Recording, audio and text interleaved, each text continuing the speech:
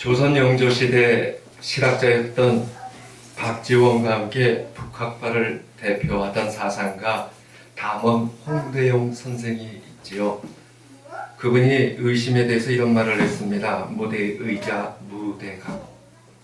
그 뜻은 의심이 없는 자는 큰 깨달음도 없다라는 말입니다.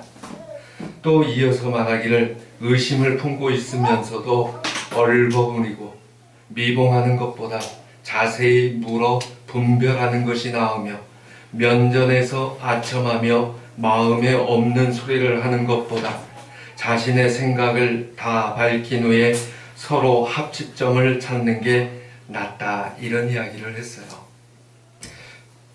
비단 세상의 처세술만이겠습니까? 우리의 믿음도 하나님 앞에서 정직하지 못하다면 신앙의 길에 다다를 수 없습니다. 허울 좋은 신앙, 말뿐인 신앙이 아니라 한 걸음씩 나아가서 자신의 신앙을 아름답게 시작하는 것이 필요합니다. 그렇다고 반대로 의심이 있으니까 믿음 없이 사는 나를 그냥 내버려 달라고 더욱 믿음과 멀어지면 곤란합니다. 세상에서 우리는 어떻게 삽니까? 전전긍긍하고 맡겨진 일더미에 쌓여서 죽기 살기로 하기도 하고 때로는 자포자기해서 살기도 하고 또 누구는 신나서 자기의 삶을 영위한다고 여깁니다. 또 사회는 어떻습니까? 오늘날 우리 주위에는 전쟁과 테러와 강도와 경제의 위기 등이 도사리고 있습니다. 특별히 이 나라에 4월 위기설을 만들어 배포한 사람도 문제지만 그것으로 또 인해서 얼마나 많은 이들이 걱정했습니까? 우리는 이러한 불안 요소들이나 위험 요소를 접할 때 어떻게 대처를 하시나요? 예, 저희 성도분 중에 한 분은 아이한테서 이름표까지 달리셨더라고요. 위기설 날짜 때.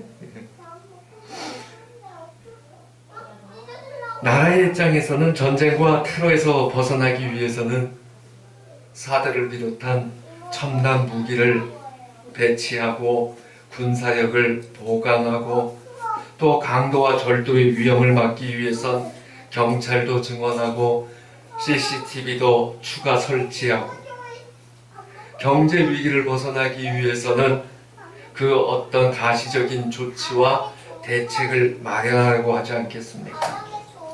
저는 잘 모르지만 이번 대선 후보들의 공약도 이러한 연장선상에서 있는 것 같습니다. 이런 현상이 비단 국가만이 아니라 우리 개개인의 삶에서도 죽음이나 질병, 실직이나 이혼 등의 여러 위기 앞에서는 다들 마찬가지가 되실 거라고 봅니다. 마치 예수님의 제자들이 오늘 본문에서 외부로부터의 침입을 막기 위해 문들을 꽁꽁 걸어 잠그고 조용히 자기들끼리만 있고 자기를 방어하고 어느 이상 남이 알거나 개입하기 원치 않는 모습으로 있던 것과 같습니다. 물론 그런 조치가 필요 없다는 것은 아닙니다. 그런데 본문은 이렇게 외부로부터 야기되는 불안 요소, 위험 요소, 이것을 막기 위해서 가장 먼저 필요한 것은 평강이라고 전하고 있습니다. 모든 위기에 공포에 떨고 있는 제자들, 그거와 마찬가지로 현재 우리에게 우선적으로 필요한 것은 주님께서 주시는 평강입니다. 왜냐하면 죽음의 권세에서 일어나신 부활하신 그 주님께서 모든 불안과 위험 앞에 떨고 있는 제자들을 만나 가장 먼저 하신 것은 평강을 구하셨다는 겁니다. 주님은 외부와 단절되어 지내는 자들이 새롭게 출발할 수 있도록 평강을 선포하셨습니다. 오늘 본문 19절 21절에서 우리 주님은 부활 후 문들을 닫은 채 한 곳에 모여있는 제자들을 찾아가셔서 너희에게 평강이 있을지어다 선포하셨습니다. 본문에 따르면 예수님의 제자들은 유대인들이 두려워서 외부와의 접촉을 차단하고 있었습니다. 예수님조차 두려워하지 않고 죽인 그 유대인들이 이제 자기들도 체포하여 죽일지 모른다는 심정, 어쩌면 부모와 떨어져 홀로 남았다는 심정, 그리고 아무것도 할 수 없다는 무력감과 공포에 휩싸였기 때문에 그들끼리 모여 문을 닫고 있었습니다. 이런 제자들에게 부활하신 주님께서는 찾아오셔서 평강을 전하셨다는 겁니다. 이를 통해서 그들이 새롭게 되고 새롭게 출발하는 데 필요한 큰 힘이 되었다는 것을 보게 됩니다. 그래서 사도행전 2장 32절을 가서 보면은 베드로는 증언합니다. 이 예수를 하나님이 살리신지라 우리가 다 이 일의 증인이로다. 우리 주님은 오늘도 그의 자녀들이 외부와 단절되거나 고립되었을 때, 그 이유가 죽음이나 전쟁이나 테러의 공포나 실직이나 이혼이나 왕따나 무엇이든지 직접 찾아가셔서 평강을 주시길 원하십니다. 그것이 바로 부활입니다. 그것이 바로 신앙의 기초입니다. 그렇다면 우리가 출발하기 위해서는 그 무엇보다 가장 먼저 주의 평강을 구해야 하지 않겠습니까? 간구하는 방법이 무엇일까요? 그들이 모여 있었다는 거예요. 오늘도 우리가 주님의 평강을 바란다면 지금 이렇게 모여 있어야 합니다. 모인 무리에게 주님께서는 찾아오셔서 은혜를 베풀어 주시기 때문입니다. 많은 이들이 모이라고도 하지 않으셨습니다.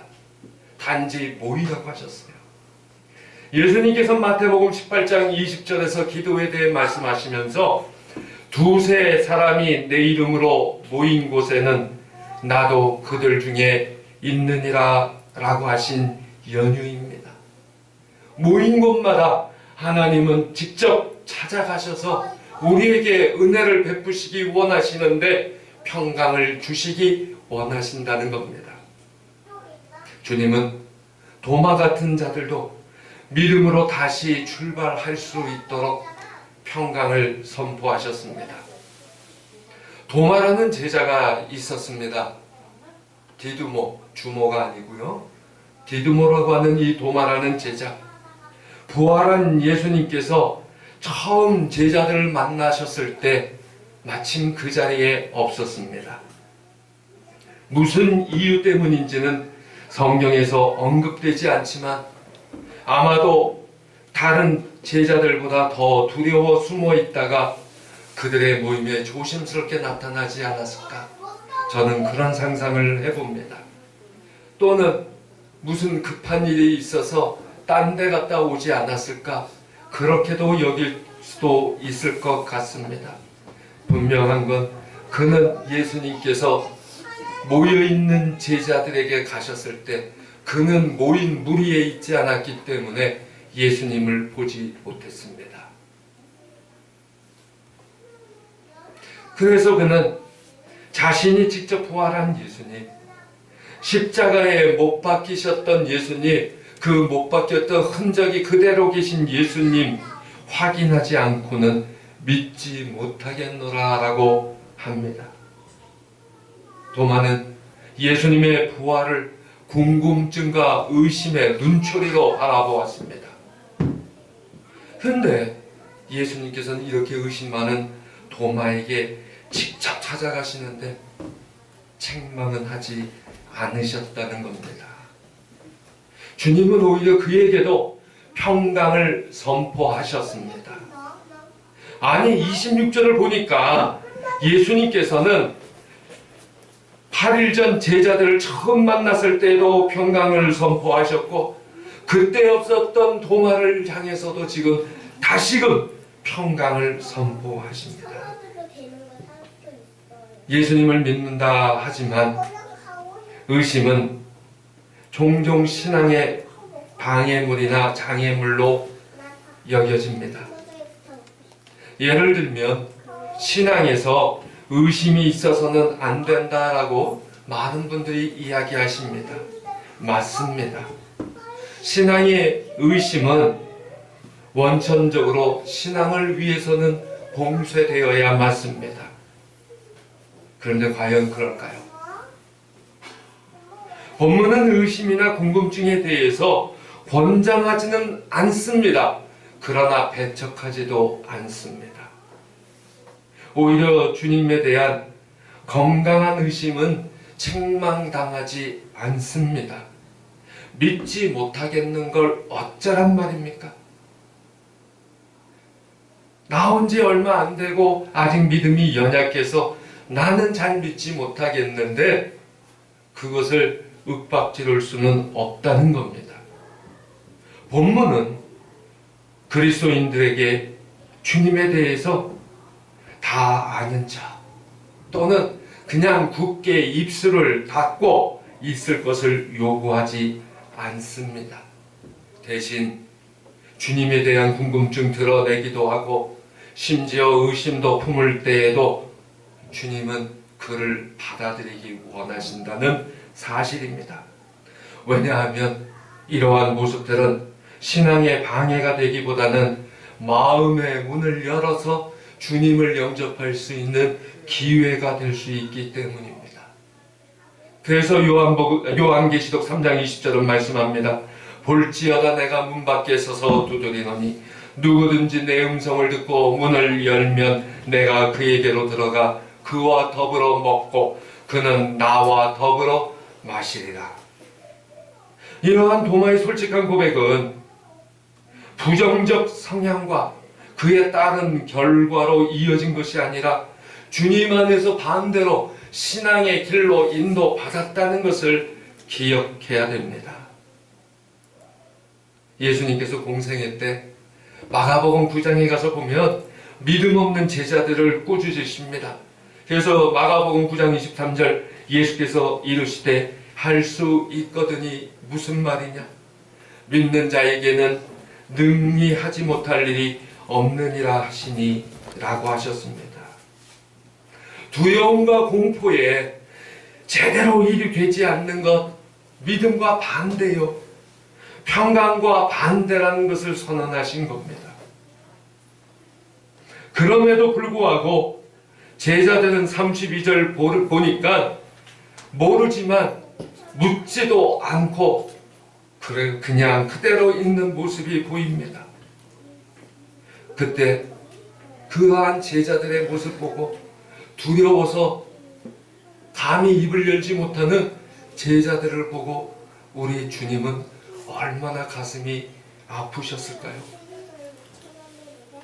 그래서인지 몰라도 교회는 믿음 없는 사람을 책망하는 곳이 되곤 합니다. 그러다 보니 믿음이 연약한 분들은 주님 앞에 솔직해지기를 꺼려합니다. 그러다 보니까 한두 주 안 나오시거나 늦으시는 분들은 괜히 옆에 사람이 자기를 쳐다보는 것 같은 느낌에 사로잡히시기도 합니다. 그러나 주님은 책망하지 않으셨습니다. 이 교회도 누구도 그것을 책망하지 않습니다. 오히려 자신에 대해서 알고자 하는 사람들, 그리고 자신의 알고자 해서 스스로 모이는 자들의 요구를 우리 주님은 기꺼이 받아들이신다는 거예요.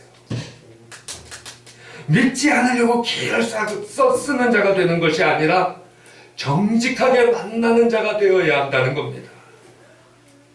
그럴 때 예수님은 도마에게 못 박힌 손과 옆구리를 만져보라고 하셨습니다. 우리가 세상을 보며 의심사일 때 주님 앞에 정직한 간구를 드려야 합니다. 우리가 기도할 때 어떤 사변적이고 철학적인 기도가 아니라 유창한 언어의 유의가 아니라 내 진실된 마음을 그대로 하나님께 드릴 수 있어야 합니다. 그때 주님께서는 이러한 자들에게 평강을 선포하셨습니다. 또한 도마에게 당부하신 것처럼 믿음으로 다시 자신의 제자로 새롭게 출발하기를 원하십니다. 어제 무너졌습니다. 그러면 오늘은 다시 일어서야 됩니다. 어제는 실망했습니다. 그러면 오늘은 주님 안에서 새 소망을 가지셔야 됩니다. 어제는 내가 유혹에 졌습니까? 오늘은 이길 담대함을 받으셔야 합니다. 도마와 같이 솔직하게 주님 앞에 모든 것 아를 때가 됐을 때 그러한 축복이 임한다는 겁니다. 그가 모인 무리에 나와서 정직히 아를 때의 은혜를 받았습니다. 예배는 바로 그런 자리입니다. 예배 나올 때 우리는 모든 정직함으로 주님 앞에 우리의 민낯을 드러내며 주님 아시지요? 주님께 예배드리고 싶습니다. 그러면서 우리는 이 자리에 앉아 있어야 합니다. 그때 은혜가 임하는 거예요. 그때 예배의 회복은 시작됩니다. 주님은 모든 그리스도인들이 성령 안에서 새롭게 출발할 수 있도록 평강을 선포하셨습니다.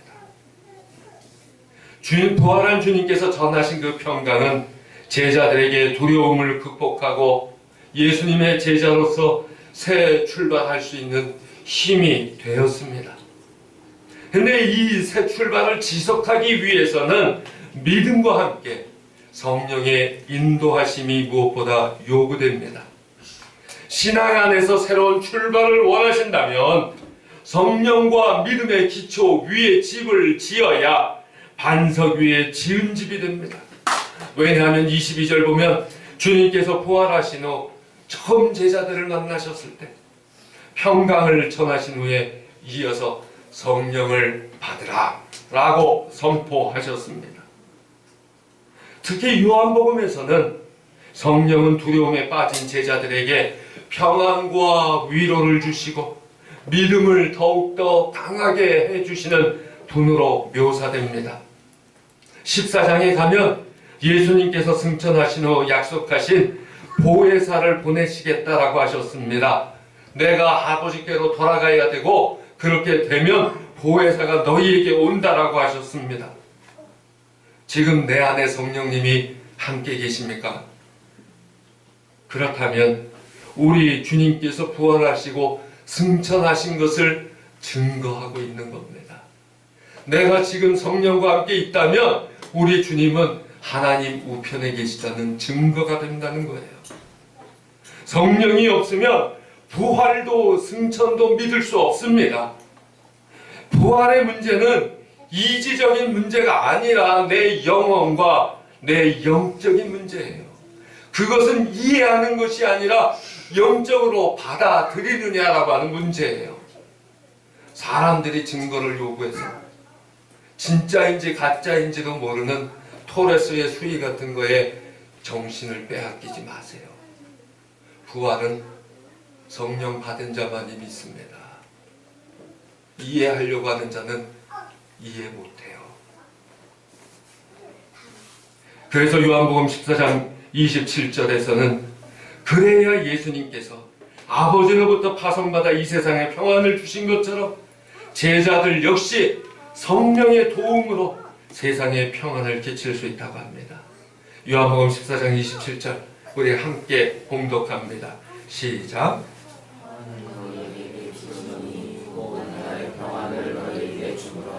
내가 너희에게 주는 것은 세상이 주는 것과 같지 않으리라. 너희는 마음에 근심하지도 말고 두려워하지도 말라. 아멘. 예. 근심도 두려움도 필요 없어요. 예수님 믿고 성령을 의지하는 사람은 그 평강 평안이 임한다는 거예요. 그 평강이 나 혼자 잘 살기 위한 것은 절대로 아닙니다. 초대교회는 성령의 강림과 함께 세상의 사람들과 다시 만나서 더불어 사는 새 시대를 열었습니다. 주님은 오늘 우리 믿는 자들이 예수의 표적에 기대거나 혹은 자신의 행위를 기대하며 살기보다는 온전히 성령님께 의지해서 인도하심 받고, 그래서 두렵고 혼란한 이 세상에서 주님이 주시는 평안을 누리며 그 평안을 전하는 제자들이 되기를 원하십니다. 바로 앞에서 언급했던 사도행전 2장의 베드로처럼 성령이 임하니까 그 평강이 사로잡히니까 사람들 앞에 서서 담대히 외쳤던 그 모습, 그것이 주님 주시는 평강의 모습이에요. 예수님께서는 공생애만이 아니라 부활하신 후에도 어쩌면 참 그렇게 많은 표적을 행하셨는지 모릅니다. 그런데 요한복음은 이를 다 기록할 수 없다고 30절에서 말씀하고 있어요. 그 이야기는 단지 예수님의 능력 많은 기적과 이사를 자랑하고자 하는 게 아니라는 거예요. 예수 믿는 사람은 과시형 인간이 아닙니다. 성령의 사람입니다. 오직 성령이 감동된 자만이 볼 수 있는 그 모습을 원하신다는 거예요. 우리가 행위로서가 아닌 믿음으로, 그리고 성령의 인도하심으로 구원을 받게 되었음을 고백하는 겁니다. 다시 말해서 구원은 표적과 기적과 같은 행위로만 이루어지는 것이 아니라 믿음으로 이루어진다는 거예요. 오직 하나님의 아들 예수를 믿기만 하면 누구나 영원한 생명 구원이 임한다는 겁니다. 예수님께서 모여서 주를 만난 제자들에게 죄사함의 능력도 함께 허락하셨습니다. 23절에서 너희가 누구의 죄든지 사하면 사하여질 것이요 누구의 죄든지 그대로 두면 그대로 있으리라. 남을 자신과 다르다라고 선을 긋고 과시하는 게 교회요 믿는 자가 아니라는 겁니다. 세상과 등져서 우리끼리만의 개토를 만드는 것이 교회가 아닙니다. 나는 믿는 자니까 저 더러운 불신자하고는 못 살겠다라고 생각하는 것 믿음이 아닙니다. 예수님께서 우리에게 평강, 평안을 선물하신 것처럼 이제 보혜사 성령의 도움을 받아서 이 세상에 평안을 끼치는 자가 되어야 되고, 교회 밖에 있는 자에게도 그 평강을 증거하고 전할 수 있는 그러한 사람이 되어야 한다는 거예요. 우리 주님께서 우리에게 평강을 허락하신 것은 이 세상에서 빛과 소금의 직분을 담당하시길 원하셨기 때문입니다. 그게 우리에게 주시는 평안이에요. 우리 한번 찬양합시다. 평안을 너에게 주노라.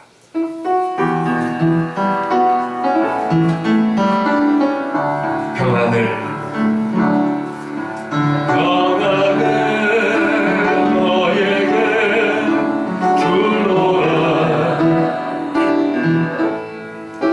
세상이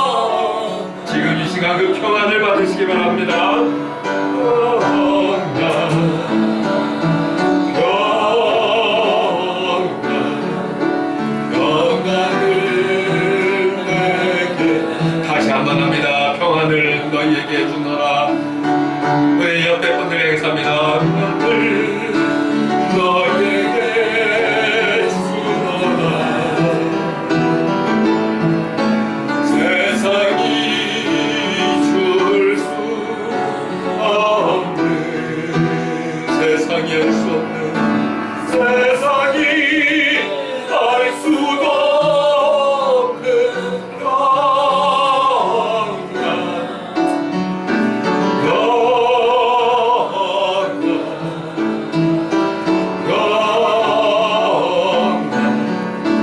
평안을 내게 주노라. 아멘. 예수님의 십자가 죽음 이후 제자들은 유대인들을 두려워해서 한 곳에 모여 있었습니다. 자기들을 잡을까봐, 자신들을 죽일까봐, 자신들의 지도자가 사라졌다고 낙심하고 걱정하고 두려움과 의심 가운데 그들은 떨며 그 모든 세상의 문제만 쳐다보고 숨어 있을 수밖에 없었습니다. 그러한 그들에게 안식 후 첫날 저녁 부활하신 예수님은 제자들의 문을 다 꽁꽁 걸어 잠그고 숨어 있는 그곳에 찾아가셔서 2번씩이나 평안을 전하셨습니다. 8일 후에도 예수님은 제자들과 첫 만남시 그 자리에 부재했던 도마를 향해서 다시금 똑같은 평안을 주셨습니다. 왜 부활하신 예수님 제자들을 만나 먼저 그들에게 가장 먼저 평안을 주셨을까요? 그것도 여러 번이나. 그 평강의 강구하심이 오늘을 사는 나는 어떤 의미를 주고 있습니까? 이 세상이 얼마나 힘드십니까? 그때 부활하신 주님 모두 만나시기를 바랍니다. 기도합니다.